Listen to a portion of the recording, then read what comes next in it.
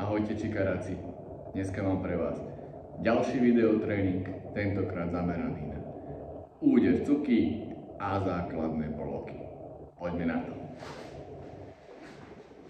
Dáme si to zo seza, taká ľahšia varianta, ale aby sme si prešli presne tie dráhy, ktoré potrebujete vidieť. Čiže prvý úder, základný, sa volá cuky. Úder cuky udiera týmito dvomi kostičkami, ktoré sa volajú seiken. Druhá ruka je otočená presne opačne. Lakeť smeruje dozadu. Udieram cuky, jedna dopredu, druhá dozadu. Jedna dopredu, tu sa ruky takto vymenia, druhá dozadu. Jedna dopredu, tu sa ruky vymenia, druhá dozadu. Dávam pozor na to, aby mi tie lakte neodchádzali od seba. Stále držím tie lakte, ako keby sa mi tu na ten lakeť šúkol o telo a tu na, ako keby sa mi ten lakeť šúkol o telo. Dobre? Nerobím žiadne háky, lakte od seba, ale lakte pekne, lakeť štartuje od tela a takisto lakeť presne dozadu. Dopredu, dozadu. Toto je úder základný, ktorý sa volá cuky. Blok na hlavu, hlava je Jodan, toto pásmo je Jodan, na hlavu sa volá agelke. Tu na agelke. Agelke robím tak, zase je ruka vidíte, ruka ide sem k ramenu, lakeť je pri tele a dohore. Odtiaľ to zhytíte k ramenu, lakeť je pri tele a dohore. Hytíte k ramenu a dohore. Na konci tá ruka sa takto mierne vytočí. K ramenu, hore. Toto je agelke. Je to kryt, ale tým, že tá ruka sa robí a je tam sila do toho, tak je to zároveň aj úder. Každý blok karate, keď sa obraňujem, zároveň je útočím.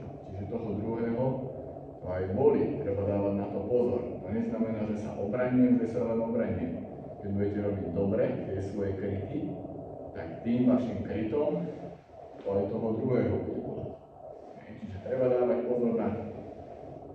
Čiže tu nájdem agelke. Ďalší kryt je gedan baraj. Gedan baraj je tu na zase ako k ramenu, ale ruka dole. Vykrývam spodné pásmo, to sa volá gedan. K ramenu zase to isté, lakeť tlačím k telu a dole. K ramenu a dole.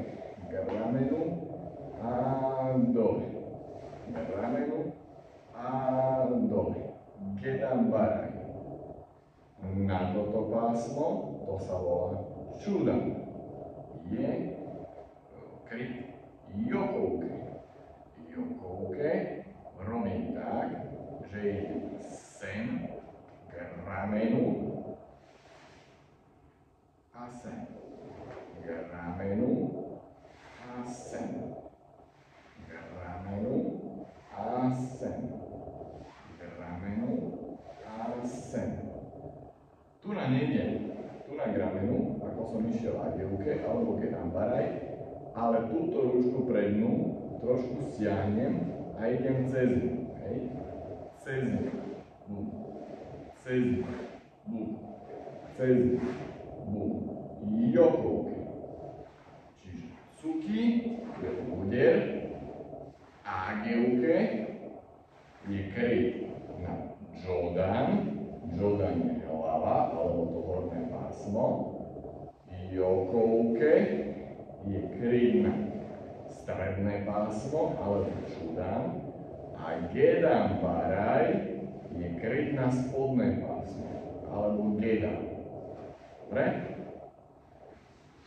OK, a teraz vám ukážem stojí. Keď vieme techniku, pridám do toho trošku bedra. Bedro, šitoriu, to je tento pás, robím krátky svižný pohyb, dopredu stiahnem, dopredu stiahnem, dopredu stiahnem. Toto je ťažké, to budeme trénovať spolu na tréningu, ale aby ste vedeli, že tieto bedra sa tam používajú tiež, používame ich v týchto úderoch a v týchto blokoch, tak ako vo všetkom inom. Čiže zopakujeme si stoj, dám si sotohači dači už poznám, hikite, ľahko svične bedro a úder.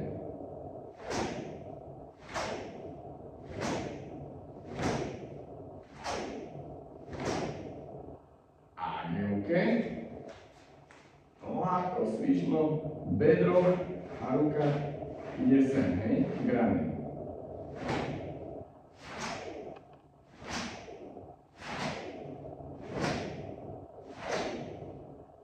Jokovke, ruka trošku cez túto druhu, ale k ramenu. Idem od ramena, aby som mal tú dráhu.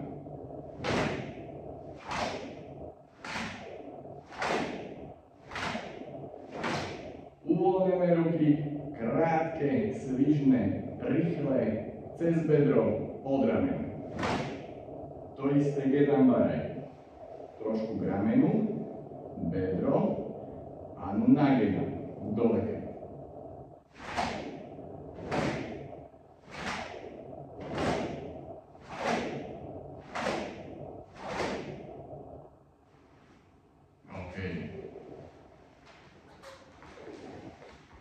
Zase máme nejaké nové názvy, nové údery, nové kryty. Ale nezabúdajte, čo mi hovoríte vždy na začiatku tréningu. Onagai shimasu. A to už viete, čo znamená. Tak teším sa na vaši karáci.